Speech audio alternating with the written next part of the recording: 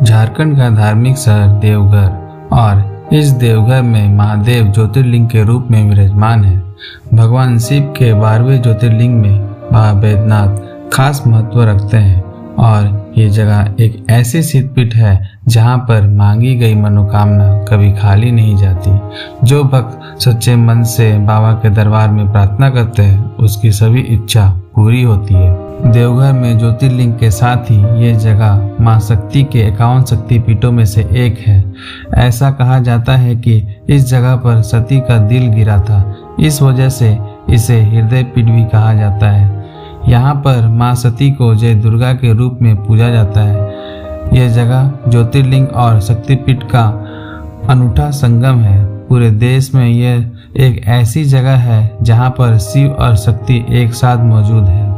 नमस्कार दोस्तों, मेरा नाम है विक्की और आप देख रहे हैं थिंग्स टू नो।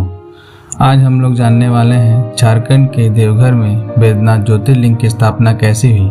इसके पीछे बहुत ही रोचक कहानी है जिसके बारे में शिव पुराण में जिक्र मिलता है। बैद्यनाथ ज्योतिर्लिंग का इतिहास लंकापति रावण से जुड़ा है। पौराणिक कथा के अनुसार रावण भगवान शिव का परम भक्त था। शिव तांडव स्रोत भी रावण का रचना थी। रावण ने हिमालय पर जाकर भगवान शिव को खुश करने के लिए घोर तपस्या की, लेकिन भगवान शिव ने उन्हें दर्शन नहीं दिए। भगवान शिव के दर्शन न होने के कारण रावण ने अपने सिर काटकर शिवलिंग पर चढ़ाना शुरू कर दिया। एक एक करके अपने 9 सिर को भगवान शिव को समर्पित कर दिए, लेकिन भगवान शिव दर्शन नहीं दिए। जब रावण 10वां सिर काटने वाला था तभी देवों का देव महादेव रावण के सामने प्रकट हो गए और खुश होकर रावण के 9 सिर वापस लौटा दिए और उससे वरदान मांगने के लिए कहा। रावण ने कहा वो कामना लिंग के रूप में उसके साथ लंका चले। वह उन्हें लंका ले जाकर वहां पर शिवलिंग का स्थापना करेगा ताकि वो हमेशा अजय रहे, यानी कि उसे कोई हरा ना सके। भगवान शिव ने रावण के इच्छा को मान लिया।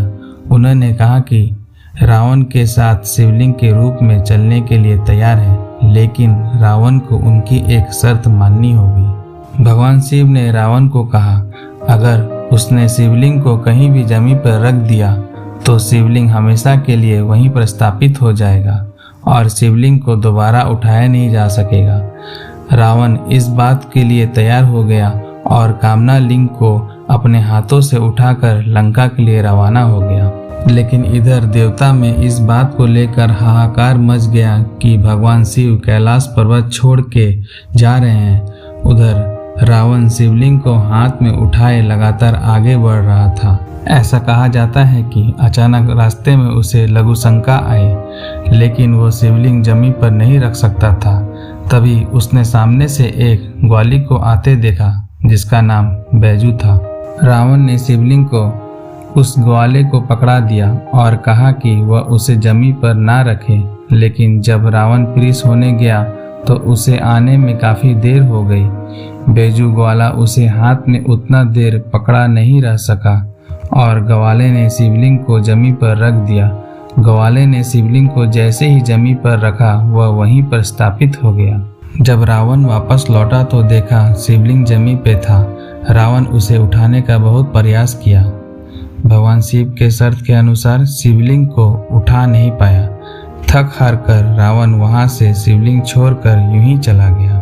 उसके बाद भगवान विष्णु और ब्रह्मा जी समेत सभी देवी देवता ने उस शिवलिंग की पूजा की और उसकी स्थापना की। जिस जगह पर यह शिवलिंग स्थापित हुआ था वह जगह देवघर थी। बैजू नाम के ग्वाले ने इसे जमीन पर स्थापित किया था, इसलिए इसे बैद्यनाथ ज्योतिर्लिंग के रूप में पहचान मिली। रावण कामना लिंग के रूप में शिवलिंग को श्रीलंका ले जा रहा था, इसलिए इसे कामना लिंग के रूप में भी जाना जाता है। त्रेता युग से लेकर आज तक बैद्यनाथ ज्योतिर्लिंग भक्तों के लिए बहुत ही खास है। खासकर सावन के महीने में बाबा बैद्यनाथ धाम में तीर्थयात्रियों की खासी भीड़ रहती है। इस दौरान हजारों से लाखों श्रद्धालु सुल्तानगंज से पवित्र गंगा जल लेकर करीब 100 किलोमीटर तक नंगे पांव पैदल ही बाबा बैद्यनाथ धाम पहुंचते हैं और शिवलिंग पर जल चढ़ाते हैं। बाबा बैद्यनाथ धाम में मुख्य मंदिर करीब 72 फीट ऊंचा है। इस मंदिर के गर्भगृह में बाबा बैद्यनाथ ज्योतिर्लिंग है, जहां पर भक्त जल अभिषेक और रुद्र अभिषेक समेत भगवान शिव की पूजा करते हैं। मुख्य मंदिर के पास ही मां पार्वती का मंदिर है। मां पार्वती और बैद्यनाथ ज्योतिर्लिंग के शिखर को कलावा से बांध कर रखा गया है। इसे शिव और शक्ति का गठजोड़ यानी गठबंधन कहा जाता है। यह परंपरा यहाँ पर सालों से चला आ रहा है। ऐसी मान्यता है कि नया शादीशुदा जोड़ा अगर यहाँ पर कलावा बांधता है तो उनका रिश्ता शिव और शक्ति की तरह मजबूत बना रहता है। बाबा बैद्यनाथ धाम के दरवाजे 4 बजे अपने भक्तों के लिए खुल जाते हैं। 4 बजे से लेकर 5:30 बजे तक मंदिर के पुजारी अभिषेक और पूजा करते हैं। मंदिर के कपट दोपहर 3 बजे तक खुले रहते हैं। शाम में बाबा बैद्यनाथ का विशेष श्रृंगार होता है और रात को आरती के बाद 9 बजे दरवाजे बंद कर दिए जाते हैं। बाबा बैद्यनाथ धाम में प्रसाद के रूप में पेड़े चढ़ाए जाते हैं। भारत में जितने शिव मंदिर और ज्योतिर्लिंग हैं, वहाँ मंदिर के शिखर पर ध्वजा के साथ साथ त्रिशूल भी लगा होता है। लेकिन बाबा बैद्यनाथ ज्योतिर्लिंग ही इकलौती ऐसी जगह है जहाँ पर मंदिर के शिखर पर त्रिशूल नहीं बल्कि पंशूल लगा हुआ है। यह पंशूल बैद्यनाथ धाम का सुरक्षा कवच भी है।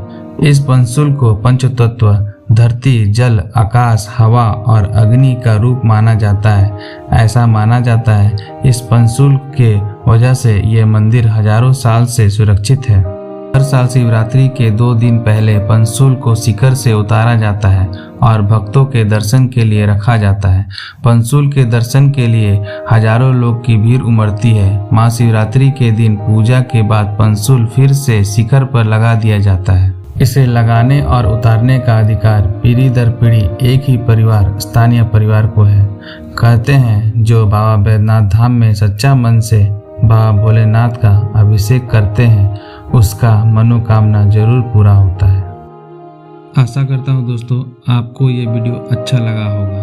अगर आपको अच्छा लगा तो प्लीज़ इस वीडियो को लाइक, कमेंट और शेयर करें और हमारे चैनल में बने रहने के लिए प्लीज़ चैनल को सब्सक्राइब और बेल आइकन को दबाना ना भूलें। मिलते हैं अगले वीडियो में। धन्यवाद।